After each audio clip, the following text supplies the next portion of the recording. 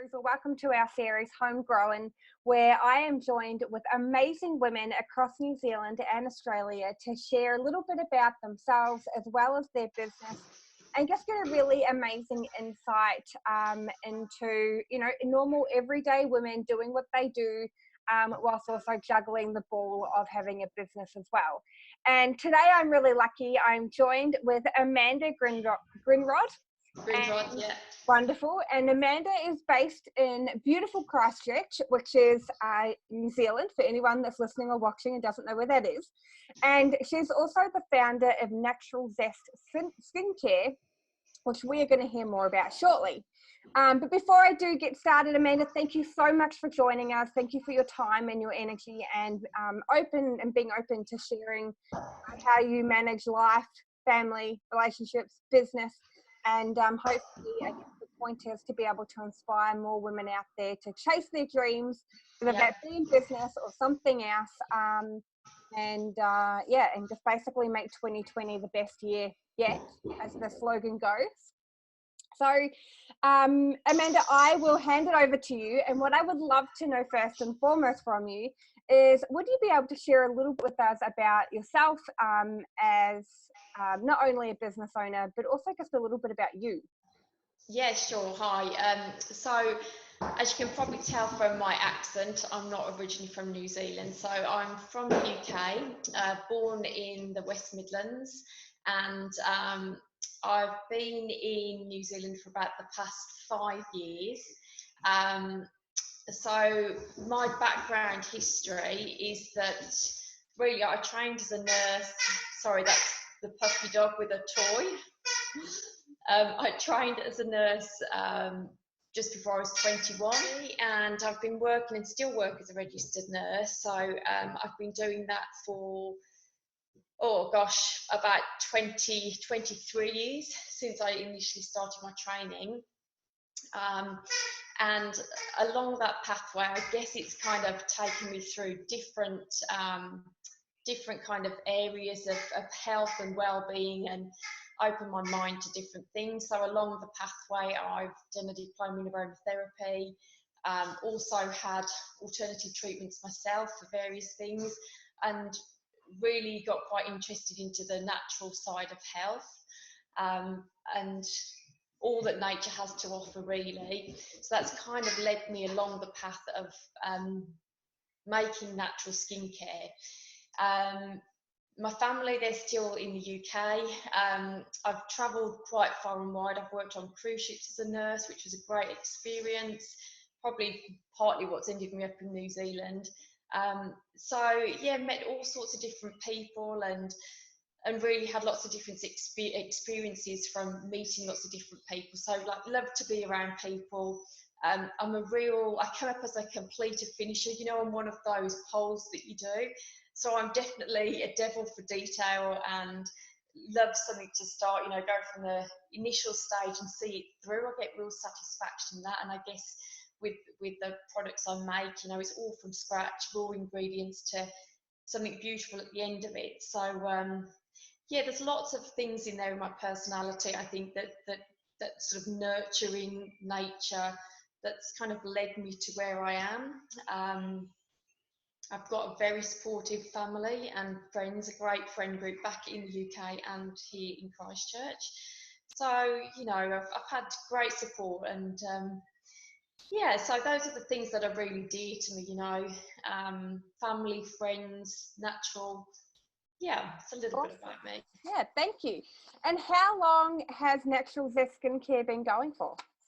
It's probably, I would say the name initially came up, it must be around about 3 years ago. That was in its infancy, and it's changed quite a lot in that short period of time, really. And really, in terms of my trading, I would say that's really taken off more mainstream in the last year. It's still very small, it's a very small network I've got, but in terms of how it looked, how the products looked, and the quality of the products, because I was doing an online diploma in organic skincare formulation. So it's amazing how quickly things change and how you develop. So Yeah, it probably 3 years ago when the actual name came up and I registered that, but really I think probably the last year that I've really tried to get stuck in a lot more. Yeah, fantastic. Now, it's quite common, especially no doubt for the viewers and the audience joining us, to either be thinking about starting a business whilst working, or they have started a business whilst also working. Mm-hmm. How do you find day-to-day juggling both being a nurse and having your own business? Yeah, it is a challenge, but the business for me is a big hobby as well, and that's how it really started. And it's something I'm passionate about. It is a juggle. You know, you have to keep money coming in, and I think that's probably what a lot of people would say who start out. It's not suddenly a full on that you go straight into that. It's kind of a sideline that you start. So days off, lots of days off that were dedicated to it. And time, you know, after work and research. So you have to be prepared to put time in outside of, you know, what may be your mainstream job at the time, in order to kickstart it. So, you know, it is often time and money, and persistence, things that I still, you know, I still have to try to balance, and still lots of hard work that needs to be done. And it's certainly not something that you can think will suddenly develop overnight. It takes years, I think. Yes, Yeah. completely agree. And I think that that's really key to understand, is that, you know, for all of us high achievers that expect it to happen overnight, it really is a journey. And as Yeah. you mentioned as well, it changes a bit over that journey. It's, Sure. you know, it kind of takes shape of different avenues and different ways than we originally kind of thought of at the start, and everything looks Yeah, different. So definitely. yeah, it's definitely a process. Absolutely. Yeah, absolutely. And yeah, you've got to be in it for the long haul and be dedicated and committed and take the ups and downs and so on. I think, yeah. Yeah, So absolutely. still Yeah. very much in the infancy for me, but still something that, you know, I'm enjoying and want to grow. Yeah, So no, that's great. yeah. And, you know, I'm sure that there has been plenty of challenges that have been thrown your way, specifically, you know, over that 3-year period where you registered, and more so in that last kind of 12 months as you have really started to see things moving forward. What Yeah. would you say has been one of the biggest challenges either you have faced in life while starting a business, or even just starting a business itself?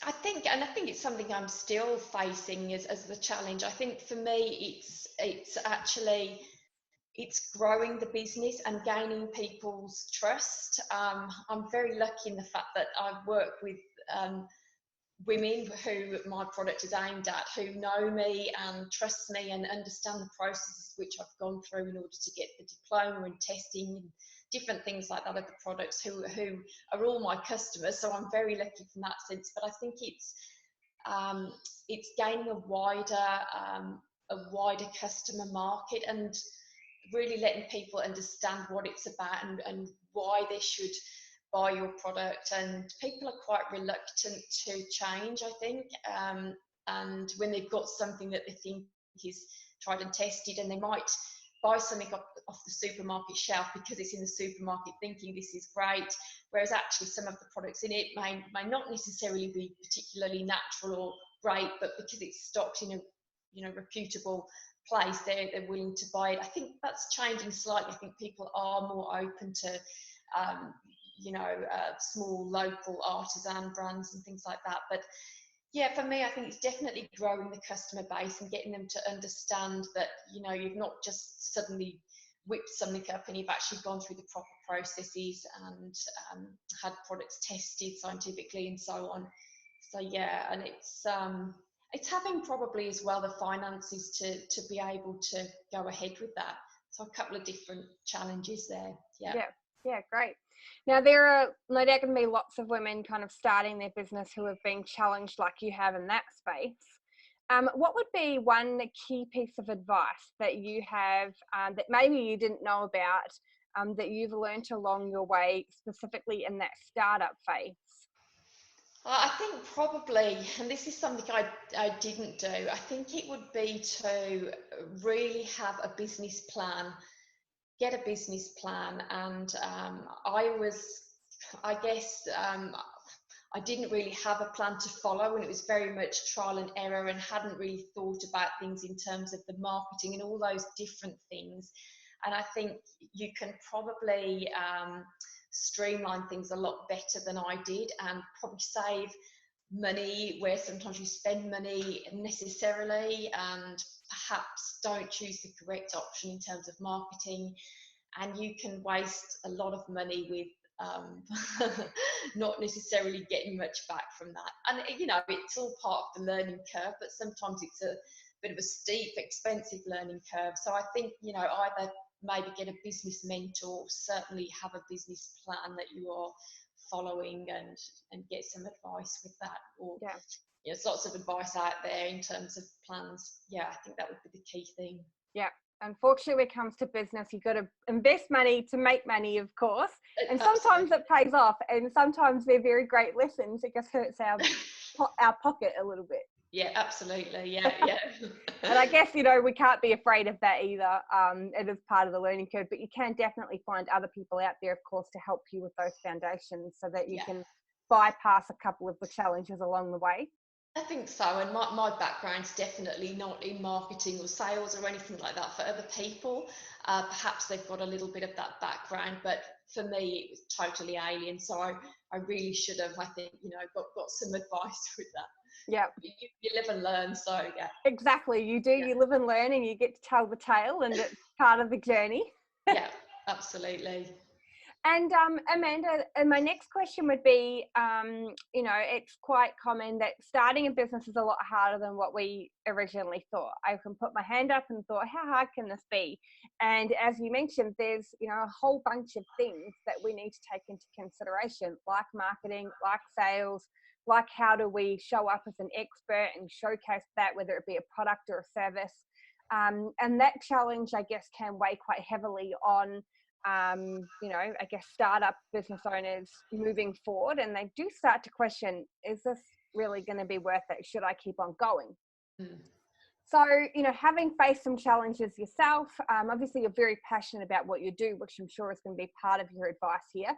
But what else, I guess, what would be your key piece of advice to someone who has perhaps started, they're in that 12-month or beyond phase, and they are finding things really challenging, and just wondering maybe it could be easier to stay in their job and not continue driving a business forward?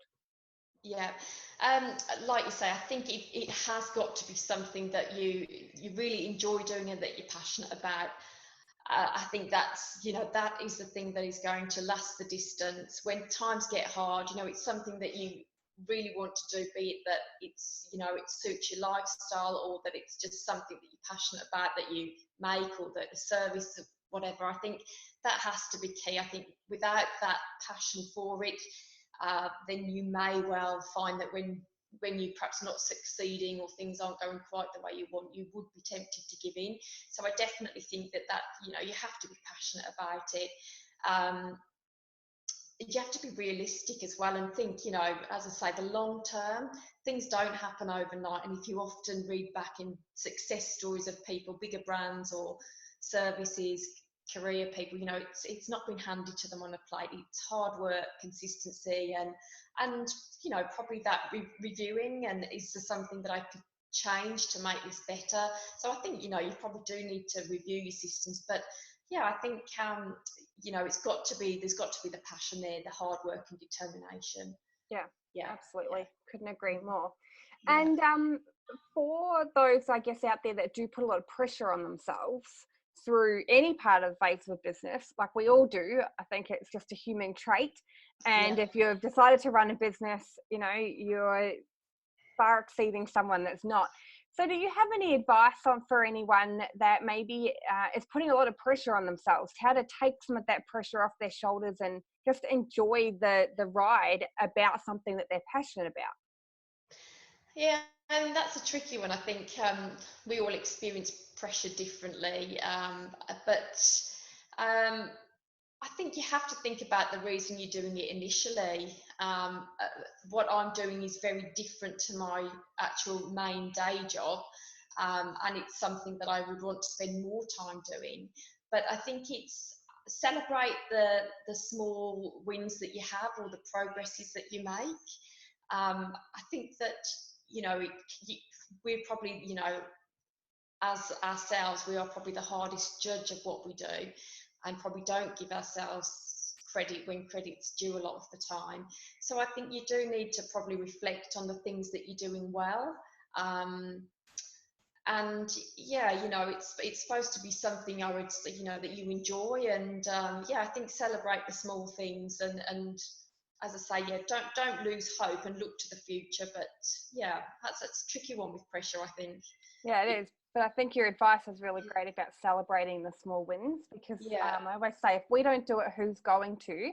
that's right. And, and you often don't realize quite how far you've come, because we're so busy focusing on the future that we That's forget right. of everything in between. Yeah, we do. So yeah, I'm a big fan of trying to, think, oh well, actually, people are buying the products, and get repeat customers and really good feedback, and yeah, obviously you'd like more customers, but the people who you've got as customers are very happy, and word of mouth, things slowly get there.